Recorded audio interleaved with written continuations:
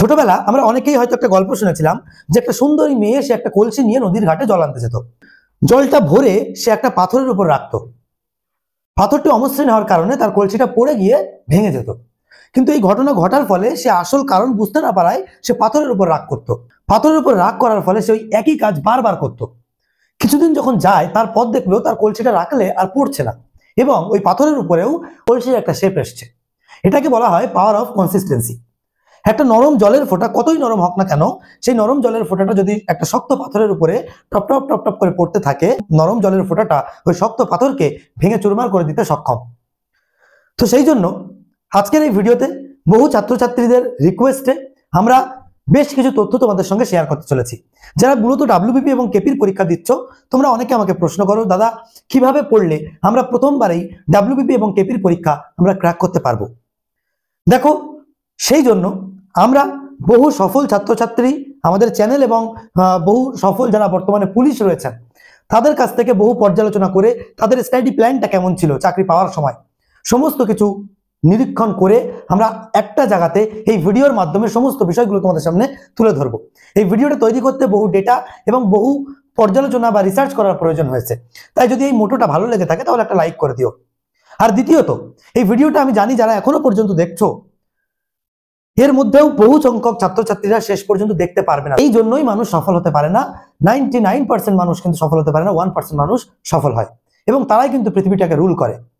তো সেই জন্য আমি তোমাদের প্রত্যেককে বলবো ভিডিওটা শেষ পর্যন্ত দেখো, এবং অনেকের এই কথাটা নিজের সঙ্গে চ্যালেঞ্জ করে দেখতে পারো যে আমি ভিডিওটা দেখতে পাচ্ছি কিনা, এতটুকু ধৈর্য আমার মধ্যে আছে কিনা। প্রথমেই আমরা বেশ কয়েকটা ইম্পর্টেন্ট তথ্যের দিকে চলে যাব। তবে যাওয়ার আগে তোমাদেরকে একটা কথা বলতে চাই, সেটা হচ্ছে তুমি দেখছো the Bengal exam YouTube channel. যে চ্যানেলটি এখনো পর্যন্ত যদি সাবস্ক্রাইব করা না থাকে সাবস্ক্রাইব করে নাও। এখানে ডাব্লিউবিপি কেপি সহ সমস্ত competitive exam, primary, TET, ANM, GNM class চলে। এবং আমাদের এই যে টেলিগ্রাম গ্রুপটা রয়েছে এর লিঙ্ক তোমরা ডেসক্রিপশনে পেয়ে যাবে, এখানে জয়েন করে নেবে। তাহলে এরকম তোমরা বিভিন্ন কোশ্চেনের মাধ্যমে তোমার পরীক্ষা প্রস্তুতিকে আরো বুস্ট রাখতে পারবে। চলে যাচ্ছি আমরা মেন বিষয়ে। আজকে আমরা 10টা গোল্ডেন রুলস বলবো। সবার থেকে আলোচনা করার পর আমরা এই 10টা সিদ্ধান্তে উপনীত হয়েছি। যদি তোমার কাছে পেন পেপার রাখার সুযোগ থাকে এক্ষুনি উঠে যাও, একটা পেন পেপার আনো এবং তোমরা পেন পেপারে লিখে নাও। এবং এই জিনিসটা যারা সামনে তো আর বেশি সময় নেই, 3 মাস মতো সময় আছে, এই মহামূল্য সুসময় অকারণে কেন যায়? এই কটা দিন যদি এই নিয়মগুলো ফলো করতে পারো তাহলে অবশ্যই আমি কথা দিলাম তুমি একটা সাকসেসফুল ডাব্লিউবিপি কেপি পরীক্ষার্থী হবে। এই ভিডিওতে আমরা 10টা রুলসের কথা বলবো এবং তার সঙ্গে আমরা অবশেষে এই যে তোমাদের এখানে রুটিন আছে সেটাও নিয়েও কিন্তু আমরা আলোচনা করব। সুতরাং প্রত্যেকে প্রথম থেকে শেষ পর্যন্ত দেখার চেষ্টা করো। So first of all, rule number 1, focus on your goal. দেখবে এই যে তীরন্দাজি খেলা হয় এখানে কিন্তু ফোকাস করতে হবে মেন পয়েন্টটাতে। এই সাইডে সাইডে তুমি যদি ঘোরো সফলতা কিন্তু পাবে না। তোমরা দেখেছো অনেক সময় ঘোড়া যখন রাস্তা দিয়ে নিয়ে যাওয়া হয় তার দুই সাইডে দুরকম পাতি লাগানো হয়। তার কারণ একটাই যে ঘোড়াটা যাতে আশেপাশের গাড়ির আওয়াজ, জ্যাম, ট্রাফিক এই সমস্ত জিনিসপত্রে যেন সে ডিস্ট্রাক্ট না হয়। গন্তব্যে পৌঁছানোর জন্য এই পাতি লাগানোটা সবার আগে বেশি জরুরি। দ্রোণাচার্য যখন অর্জুনকে অস্ত্র শিক্ষা দিচ্ছিলেন তোমরা এর উল্লেখ পাবে। তো সেখানে দেখবে সবাইকে জিজ্ঞাসা করেছিল তোমরা কি দেখতে পাচ্ছ। কেউ সেখানে গাছের ডাল দেখতে পাচ্ছিল, কেউ আকাশ দেখতে পাচ্ছিল, কেউ নদী দেখতে পাচ্ছিল, অনেক কিছু। কিন্তু অর্জুন কিন্তু দেখতে পাচ্ছিল পাখির চোখ। সুতরাং এই মাইন্ডসেটটা তোমার সবার আগে দরকার, এবং আজকে থেকেই এই ভিডিও থেকেই তোমরা এগুলোকে বুস্ট করার চেষ্টা করো এবং সেই প্রতিজ্ঞাবদ্ধ হওয়ার চেষ্টা করো। তো focus on your goal and try to avoid distraction. চলো পরবর্তী যে রুলস আছে, make a regular personal note. Personal নোটটা কি?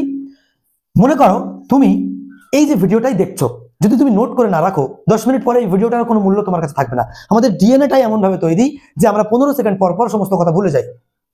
তো সেই জন্য শিফট করানোর জন্য লেখাটা যা যাবে খাতায় সে হাতের মাধ্যমে তাই যাবে মাথায়। কথাটা মাথায় রাখবে। সুতরাং লেখাটা ভেরি ইম্পর্টেন্ট। এবং তুমি যে নোটসগুলো, যে ক্লাসগুলো করছো নিজের নোট তৈরি করো। তাহলে কি হবে, প্রত্যেকদিন সেই নোটটাকে রিভাইজ করতে পারবে এবং প্রত্যেকদিন পরবর্তীতে সেটা তোমার কাজে লেগে যাবে। পরবর্তীতে চলে যাব এভরিডে প্র্যাকটিস অ্যান্ড রিভিশন। প্রত্যেকদিন তোমাকে প্র্যাকটিস এবং রিভিশন করতে হবে। Practice makes a man perfect. সুতরাং এই জিনিসটা যদি তোমার মধ্যে আসে, ম্যাক্সিমাম পুলিশরা বলছেন যে এটা যে যত বেশি করবে তার কাছে সমস্ত জিনিসের জলপথ তরলং হয়ে জলের মতো সহজ হয়ে যাবে। সুতরাং এটা কিন্তু লাইফের মধ্যে ইমপ্লিমেন্ট করার চেষ্টা করতে হবে। পরবর্তী point, give mock test on regular basis. Very very important. আমি বলছি মনের খাতায় লিখে নাও, মক টেস্ট ছাড়া তোমরা কিন্তু সফলতা পাবে না, পাবে না, পাবে না। মক টেস্ট তোমাকে দিতে হবে নিজেকে নিজে যাচাই করার জন্য, পরীক্ষার প্যাটার্নটাকে বোঝার জন্য, পরীক্ষায় কেমন প্রশ্ন আসে সেটাকে বোঝার জন্য। তাই মক টেস্ট দিতে হবে। সাপোজ তুমি একটা মক টেস্ট দিচ্ছ আজকে, ম্যাথে তুমি পেলে হচ্ছে 25-এর মধ্যে তুমি কোনো ম্যাথে পাচ্ছ 19 নম্বর, কোনো ম্যাথে পাচ্ছ 24 নম্বর কোনো টেস্টে। তাহলে এই যে ফ্ল্যাকচুয়েশনটা কেন হচ্ছে, এখান থেকে তোমাকে রেকটিফাই করে বার করতে হবে যে আমার কোন চ্যাপ্টারগুলোর অঙ্ক আমার মানে দুর্বল আছে। সেই চ্যাপ্টারগুলোকে বারবার করে তোমাকে ভালো করে করতে, ওই চ্যাপ্টার থেকে অঙ্ক কম থাকলে তুমি 24 পাচ্ছ, বেশি থাকলে তুমি 19 পেয়ে যাচ্ছ। এই যে জিনিসটা, এই কনসেপ্টটাই দরকার, নিজেকে নিজে যাচাই করতে হবে। তাহলে কিন্তু তুমি এই মক টেস্টের বেনিফিট বুঝতে পারবে এবং পরীক্ষার হলে গিয়ে একটা ভালো নাম্বারকে তুলে আনতে পারবে। অ্যাকচুয়ালি মক টেস্টটা হচ্ছে থার্মোমিটারের মতো, গায়ে কতটা জ্বর আছে সেটা বোঝা যায় এই মক টেস্টের মাধ্যমে, বুঝতে পেরেছো? এবং জ্বর অনুসারে কিন্তু ওষুধ চলে। সুতরাং মক টেস্টটা ভেরি ইম্পর্টেন্ট। এবং আমাদের মক টেস্ট আছে, আমরা পরবর্তীতে সেই বিষয়ে আসছি।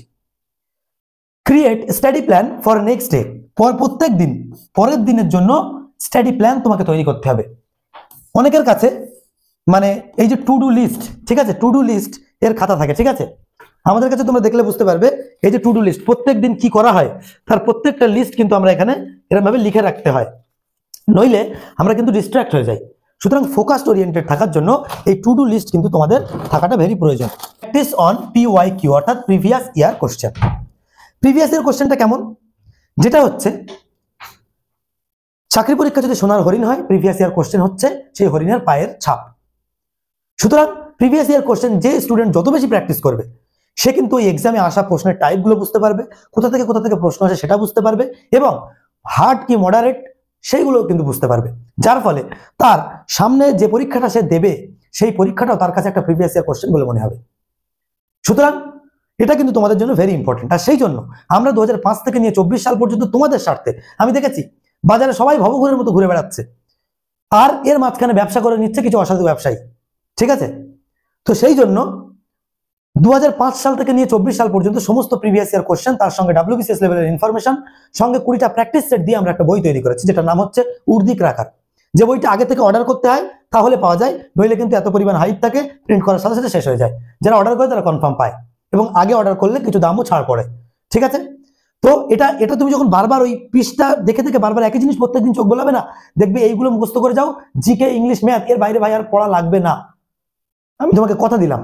সেইভাবেই বইটা তৈরি করেছি বহুত মেহনত দিয়ে, বুঝতে পেরেছো? সুতরাং প্রিভিয়াস ইয়ার কোশ্চেনটা কিন্তু পড়বে। অনেক জায়গায় তোমরা কমে পেয়ে যাবে, কিন্তু আমরা সব যাচাই করে, মার্কেট যাচাই করে তারপর তৈরি করেছি।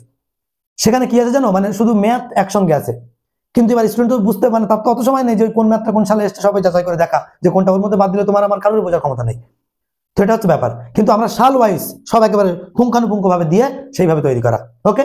সুতরাং এটা কিন্তু ভেরি ইম্পর্টেন্ট। পরবর্তীতে যাচ্ছি, focus on your weak areas. নিজের যে দুর্বল জায়গাগুলো, সেই দুর্বল জায়গাতে কিন্তু ঘা দিতে হবে। কোন সাবজেক্টে আমার নাম্বার কমছে, কোন জায়গাতে আমি ভুলে যাচ্ছি, হ্যাঁ, কিভাবে করলে সেটা মনে থাকবে, এইভাবে সূক্ষ্ম করে নিজেকে একটা বেস্ট ভার্সনে তুমি নিয়ে যাওয়ার চেষ্টা করো। দুর্বল জায়গাগুলোকে রেকটিফাই করো এবং সেখানে ফোকাস করো এবং কাজ করো তার উপরে। পরবর্তীতে আসবে, এগুলো লিখে না রাখলে কিন্তু এইসব মানে গাজন শোনার মতো হয়ে যাবে, চলে যাবে, ভুলে যাবে। Maintain to do list. এই টু ডু লিস্টটাকে কিন্তু মেনটেন করতে হবে, শুধু লিখলে হবে না, মেনটেন করতে হবে। একটা করে হয়ে যাবে, দাগ দিয়ে দেবে, একটা করে হয়ে যাবে, দাগ দিয়ে দেবে। এবং তার সঙ্গে তোমরা ক্যালেন্ডারকে ইউজ করবে।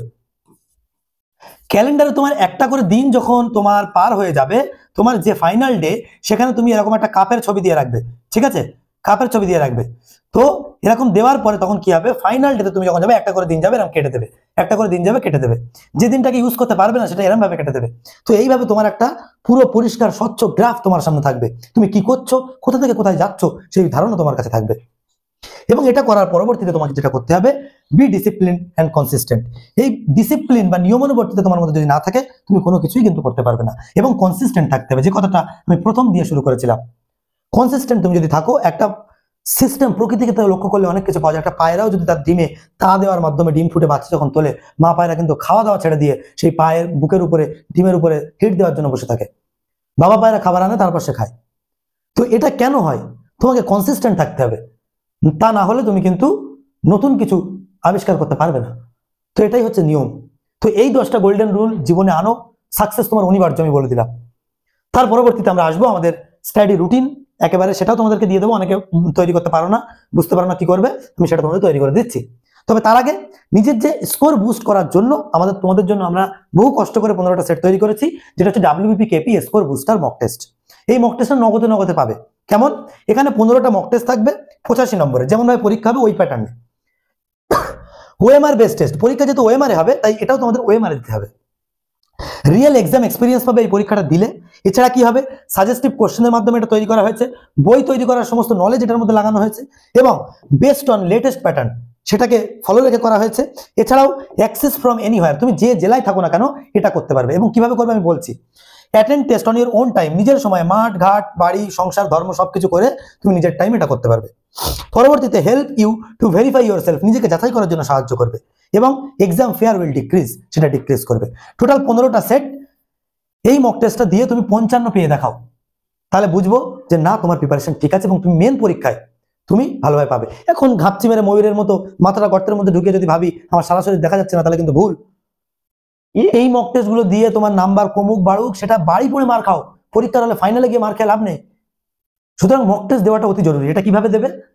তোমরা আমাদের যে নাম্বার আছে 700383 নোট করে নাও, 40858, এই নাম্বারে কল করতে হবে। আগে কল করবে না সব, আমি এখানে বলে দিচ্ছি, আমার গলার অবস্থা খারাপ, প্রত্যেকটা প্রচুর স্টুডেন্ট কল করে, সবাইকে বোঝাতে গেলে আমি নিজে অসুস্থ হয়ে পড়ি। ঠিক আছে, এখান থেকে শুনে নাও, তারপর সিদ্ধান্ত নিলে যদি মনে হয় দেবো কল করবে, না দিলে কোনো অসুবিধা নেই। ব্যাপারটা হচ্ছে 15টা মক টেস্ট, যেটার দাম হচ্ছে আমাদের 250 টাকা। প্রথম 50 জন স্টুডেন্টদের জন্য আমরা 150 টাকায় রেখেছি, 150 টাকায়। এটার ওধারে চলে গেলে এটা খুব কাছাকাছি চলে এসছে, আর কয়েকটা স্টুডেন্ট পাবে। সুতরাং নিতে হলে এক্ষুনি কল করে নাও। যে ধরনের প্রশ্ন আছে, প্রশ্ন তোমরা ফোনে মোবাইলের মাধ্যমে পাবে, প্রশ্ন মোবাইল থেকে বেরোবে না। ঠিক আছে, ওএমআর যে শিটটা আছে, ওএমআর শিট মানে ওখানে অ্যানাউন্সমেন্ট বলে একটা অপশন আছে আমাদের অ্যাপের মধ্যে, সেখানে গেলে ওই কোর্সের মধ্যে অ্যানাউন্সমেন্ট, সেখান থেকে ডাউনলোড করলে ওএমআর শিট প্রিন্ট হবে, 15-20 কপি প্রিন্ট করে সেখানে প্রশ্ন দেখে দেখে ওখানে লিখতে হবে। খরচ বেঁচে যাবে, সময় বেঁচে যাবে। এবং তার নিচে এরকম জায়গা আছে, সেখানে কত পাচ্ছ, কোন মক টেস্টের রিপোর্ট তৈরি করো। ঠিক আছে, তো এটাই হচ্ছে বিষয়। এইভাবে করে দেখো, তোমার চাকরি পরীক্ষার প্রস্তুতি যদি বুস্ট না হয়, তারপর তুমি আমার কথা মিলিয়ে নিও। তো যদি নাও এই নাম্বারে কল করবে। পরবর্তীতে আসছে আমরা গোল্ডেন রুলস এর কথা। আর বই যদি অর্ডার করো সেক্ষেত্রে করতে পারো, আগে থেকে অ্যাডভান্স পেমেন্ট করে অর্ডার করতে হবে। গোল্ডেন রুল টাইম টেবিল আমি বলছি, সকালে এই কটা দিন, এই অ্যাটলিস্ট 3 মান্থ কিন্তু তোমাদের একটু সকালে উঠতে হবে। সকালে শুয়ে সকালে উঠে আর করি না, বৈদ্যেল উঠে। ঠিক আছে, আমাদের একটা স্যার বলতেন। তো মর্নিং এ কি করতে হবে, তোমাকে 5টার সময় উঠতে হবে এবং 5টা থেকে 7টা যারা রান বা এক্সারসাইজ করো বা মাঠে যাও, তারা মাঠ প্র্যাকটিসের জন্য এই টাইমটা তোমাকে দিয়ে দিলাম। কেউ যদি মাঠে না যাও সে কি ঘুমাবে না, সে ওই টাইমটায় পড়বে। ঠিক আছে, আচ্ছা হলো। সঙ্গে তোমরা এই মাঠের টাইমটাতে একটু মেডিটেশন করবে। মেডিটেশন করলে কিন্তু মানে মনে রাখার ক্ষমতা ডেভেলপ হয়। ওকে, মর্নিং এ যখন তুমি মাঠের থেকে 7টায় মাঠ ছেড়ে দিচ্ছ, অ্যালার্ম দিয়ে রাখবে 7টায় ছাড়বে, তখন তুমি 8টার সময় বাড়ি আসছো। আমি জানি না কার বাড়ি থেকে মাঠ কত দূর। ঠিক আছে, 8টার সময় চেষ্টা করবে 7:30টার মধ্যে বাড়ি ঢুকে যাওয়ার, এবং মোটামুটি 7:45টায় পড়ার টেবিলে বসে পড়া। আর পড়ার টেবিলটাকে একটা জায়গায় রাখবে। 8টা থেকে 9টা পর্যন্ত তুমি কি করবে, রিজনিং প্র্যাকটিস করবে। মাথা তখন ফাঁকা থাকবে, রিজনিং প্র্যাকটিস করবে। হলো, রিজনিং প্র্যাকটিস করার পর মর্নিং এ তুমি কি করবে, 9টা থেকে 10টা, 9টা থেকে যে 10টা এই যে টাইমটাই, এই টাইমটাই তুমি তোমার সকালবেলার যে খাবার, ঠিক আছে, ব্রেকফাস্ট বলবো না, ব্রেকফাস্ট মাঠে যাওয়ার আগেই ছোলাটা ভিজিয়ে খেয়ে যাবে। ঠিক আছে, এই সময় ভাত খাও বা রুটি খাও, যা খাও সকালবেলা খাবারটা খাবে এবং স্নান করে নেবে। ওই সময় নিয়ে তুমি ডট অ্যালার্ম দিয়ে এই টাইমগুলো সেট করবে। ডট তুমি 10টায় পড়তে আসবে পড়ার টেবিলে। 10টা থেকে 12টা একেবারে টাইম মেনটেন করে তুমি ওই সময়টা ম্যাথ করবে। ঠিক আছে, যদি ঘুম লাগে একটু লাফিয়ে নেবে বা একটু দৌড়দৌড়ি করে নেবে, ঘুম কেটে যাবে। ঠিক আছে, ম্যাথ করবে। ম্যাথ প্র্যাকটিস করার সময় ফোকাস থাকবে। বসে আছো 10টা থেকে 12টা মোবাইল ঘুরছো, হবে না ভাই। ঠিক আছে, এটা করবে। আর নামটা প্রত্যেকে পড়বে।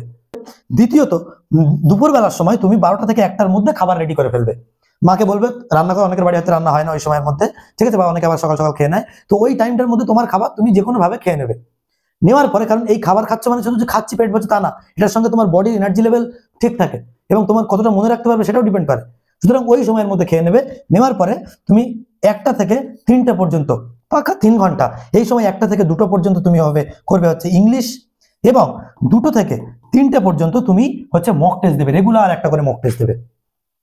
ঠিক আছে, আমাদের এই তো 15টা মক টেস্ট, আর ওখানে আছে তোমার হচ্ছে মানে ওই বইয়ের সঙ্গে আছে 20টা মক টেস্ট। তাহলে টোটাল 35টা মক টেস্ট পাবে তুমি যদি দুটো একসাথে নাও। ঠিক আছে, রেগুলার একটা করে মক টেস্ট দেবে, আর প্রত্যেক দিনের নাম্বার মানে করবে, আর মক টেস্টের উপর যাচাই করবে কোন জায়গায় কমলো, কেন কমলো, কোন চ্যাপ্টারের অঙ্ক, কোন চ্যাপ্টারের ইংলিশ, সেগুলো লিখে রাখবে নোট ডাউন করে প্রেসক্রিপশনের মতো, সেগুলো বেশি বেশি করে পড়বে। ঠিক আছে? আচ্ছা, সন্ধ্যাবেলা তারপর 3টে 4টে 5টা 6টা 3 ঘন্টা তুমি ফোন ঘাঁটো, নিজেকে সময় দাও। আর হচ্ছে তাই বলে শর্টস দেখবে না ইউটিউবে, শর্টস দেখলে নিজের মানে ডিটেনশন কমে যায়, বুঝতে পেরেছো? মানে নিজের ওই ধৈর্য ধরে সবকিছু করার ক্ষমতাটা আস্তে আস্তে কমতে থাকে। ঠিক আছে? এবং নিজেকে সময় দাও, মানে এইগুলো করো তুমি। ঠিক আছে? ওই 3 ঘন্টা। তারপর সন্ধ্যা যখন ঠিক 6টা আসবে, চা ফা খাওয়া কমপ্লিট হবে, 6টা মানে 6টায় পড়তে বসবে ডট। 6টা থেকে 9টা পর্যন্ত তোমার জিকে জিএস সিএ এই যে সাবজেক্টটা আছে, এই সাবজেক্টটা খুব ভালো করে পড়তে হবে, একেবারে বেসিক থেকে খুঁটিয়ে খুঁটিয়ে। ঠিক আছে? এইগুলো করবে, আর নিজের নোট পড়ার প্রচেষ্টা বেশি রাখবে। এগুলো করলে, এবং তার পরবর্তীতে তুমি আসবে হচ্ছে রাত্রেবেলা 9টা থেকে 9:30টার মধ্যে তুমি খাওয়া দাওয়া কমপ্লিট করে নাও, এবং 9:30 থেকে 11টা পর্যন্ত তুমি ইংলিশ করো, রিভিশন করো, সারাদিন কি করলে সেটা করো, এবং নেক্সট ডে শিডিউল, পরের দিন আমি কি কি কাজ করবো, কোনগুলো পড়া আজকের বাকি থাকলো সেগুলো সব লিখে ফেলো। লিখে ফেলে এইগুলো করতে থাকো। এইভাবে যদি প্রত্যেক দিন অ্যাটলিস্ট তুমি প্রথম 21 দিন এটা মানার চেষ্টা করো, দেখবে এটা হ্যাবিটে পরিণত হয়ে যাবে, এবং হ্যাবিটে যখন পরিণত হয়ে যাবে তারপর অসুবিধা হবে না। 21 দিনের চ্যালেঞ্জ নিয়ে এই রুটিন, এই সিস্টেমগুলো, রুলসগুলো ফলো করে দেখো, তোমার লাইফে যদি অভূতপূর্ব চেঞ্জ না আসে, তুমি তারপরে আমাকে এসে কমেন্ট করে যাও। আর এগুলো এখন থেকে মেনে যাও, আর আজকে একটা কমেন্ট করে যাও ডেট দিয়ে, যখন তোমার গায়ে উর্দিটা উঠবে তখন এসে একটা কমেন্ট করে যাও, মনে রেখে। চ্যানেলের নাম দা বেঙ্গল এক্সাম। ওকে? এই যদি ভিডিওটা ভালো লেগে থাকে তাহলে লাইক, শেয়ার এন্ড সাবস্ক্রাইব করে দেবে। আর যারা বন্ধু বান্ধব আছে, অনেকের সাথে তো পরিচয় আছে, মাঠে যাও বা সবার সাথে একটু শেয়ার করো এই চ্যানেলটার কথা। ঠিক আছে? দেখা হচ্ছে পরবর্তী ভিডিওতে। ভালো থেকো, সুস্থ থাকো, নিজের খেয়াল রাখো। আর মক টেস্ট নেওয়ার জন্য এই নাম্বারে তোমরা কল করো 7003384858। Thank you so much.